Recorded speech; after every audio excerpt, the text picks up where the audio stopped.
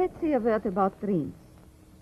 We all have thoughts which we never knew we had. They are too uncomfortable, too incompatible with our adult self to be remembered. Yet they are often disturbing, rumbling under the surface like lava in a volcano. The dream is the royal road to these thoughts, the royal road to the unconscious. This is the story of how Sigmund Freud's ideas about the unconscious mind were used by those in power in post-war America to try and control the masses.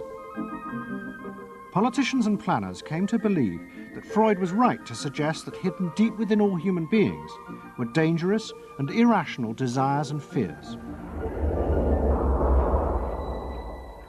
They were convinced that it was the unleashing of these instincts that had led to the barbarism of Nazi Germany.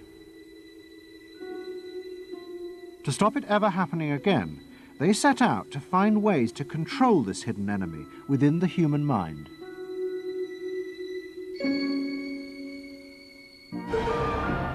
At the heart of the story are Sigmund Freud's daughter Anna and his nephew Edward Bernays, who had invented the profession of public relations. Their ideas were used by the US government, big business, and the CIA to develop techniques to manage and control the minds of the American people. Those in power believed that the only way to make democracy work and create a stable society was to repress the savage barbarism that lurked just under the surface of normal American life.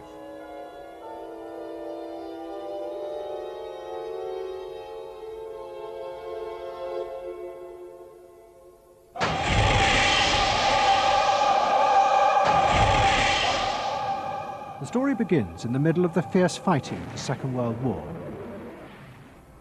As the fighting intensified, the American army was faced by an extraordinary number of mental breakdowns among its troops.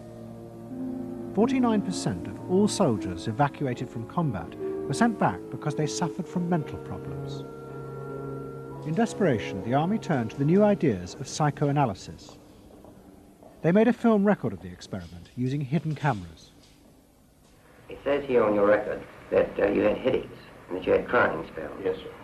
I believe in your profession is called nostalgia. In other words, homesickness. Yes, sir. Mm-hmm. It was induced when, shortly before the war, I received a picture of my sweetheart. Yes. Mm-hmm.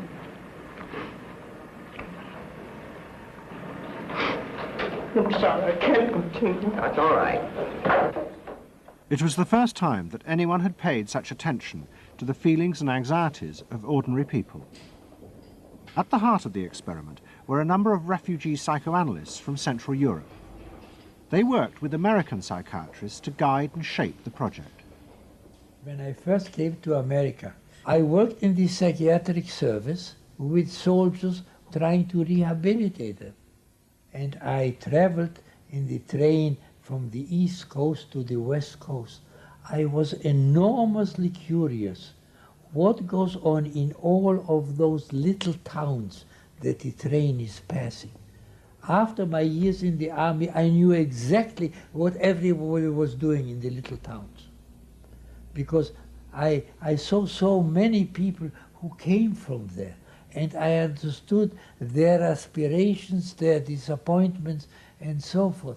So it was as if somebody invited me to a privileged tour into the inner soul of America. I'm not doing this deliberately, so please believe me. I do believe you.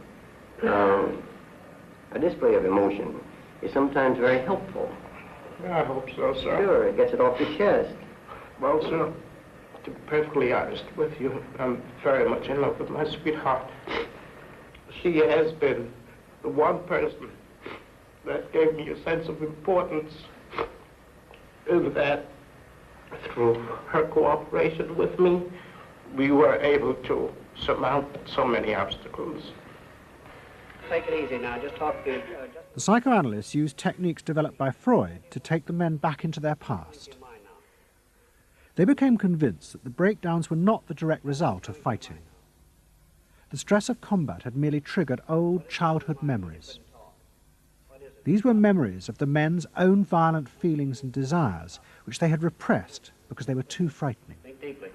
Let's go back. When was it To the psychoanalysts, it was overwhelming proof of Freud's theory that underneath human beings were driven by primitive, irrational forces. You want that? World War II was a major shattering experience because I discovered the enormous role of the irrational in the lives of most people. That I can say, that I learned, that the ratio between the irrational and the rational in America is very much in favor of the irrational. That there is much greater unhappiness, much more suffering, much more. A sadder country than one would imagine it from the advertisements that you get. A much more problematic country. Victory in the Second World War was celebrated as a triumph of democracy. But in private, many policymakers were worried about the implications of the analysis of the soldiers. It seemed to show that underneath every American were irrational, violent drives. What had happened in Germany seemed to bear this out. The complicity of so many ordinary Germans in mass killings during the war showed just how easily these forces could break through and overwhelm democracy.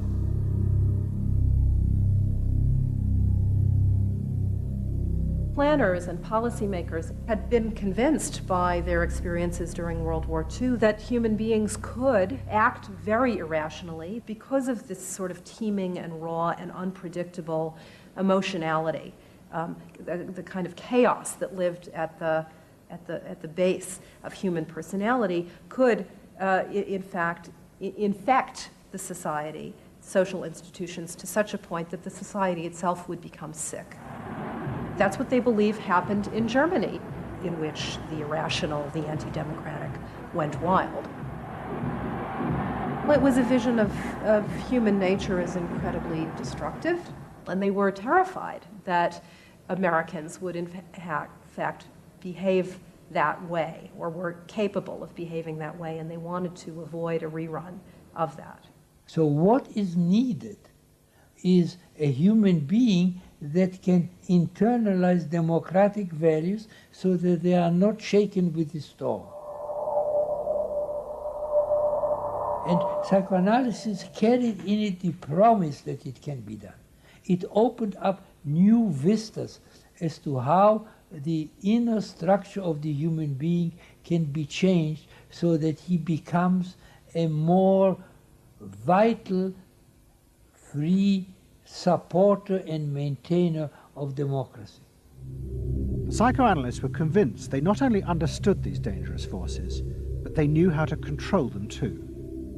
They would use their techniques to create democratic individuals, because democracy left to itself failed to do this.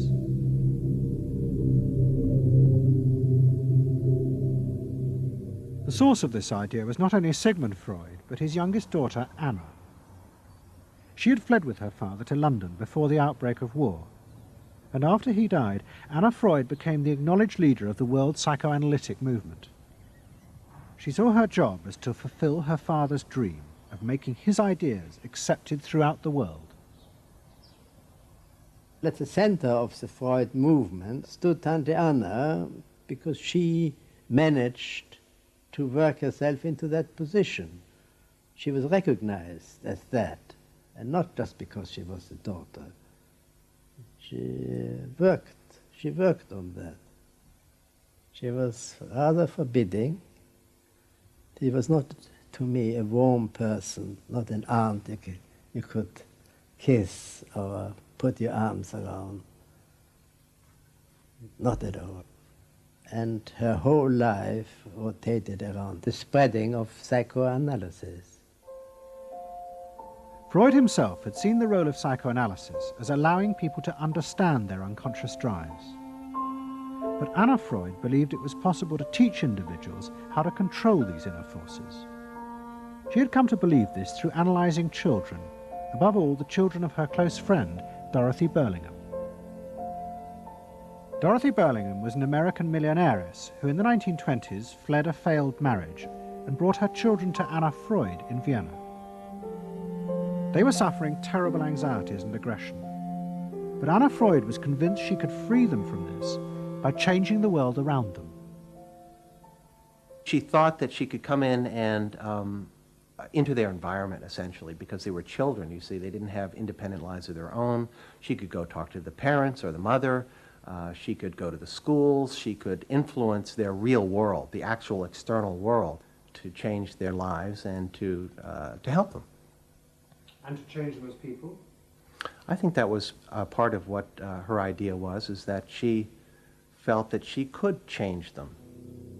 From her analysis of the Burlingham children, Anna Freud developed a theory of how to help them control their inner drives.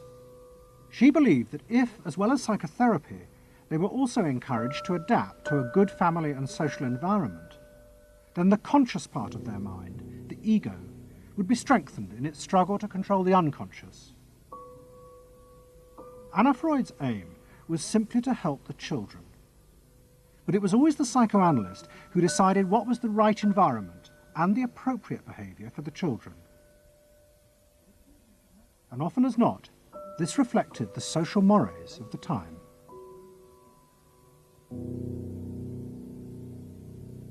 In my father's case, they were concerned that he would be a homosexual. And so a lot of their efforts went into preventing or trying to stop my father from becoming a homosexual. Whether or not he would have or did, or, it's unknown to me. Why did they want to stop him? Because they felt it was abnormal. It wasn't a normal way to develop. They wanted to have him develop along lines that society recognized to be normal, because if they didn't, then you're going to be under the control of forces that you don't understand, that you're not even aware of. The analysis seemed to be a great success, and in the 30s the Burlingham children had returned to America. They settled down to happy married lives in the suburbs. What they didn't realize was that their experience was about to become a template for a giant social experiment to control the inner mental life of the American population. In 1946, President Truman signed the National Mental Health Act. It had been born directly out of the wartime discoveries by psychoanalysts that millions of Americans who had been drafted suffered hidden anxieties and fears.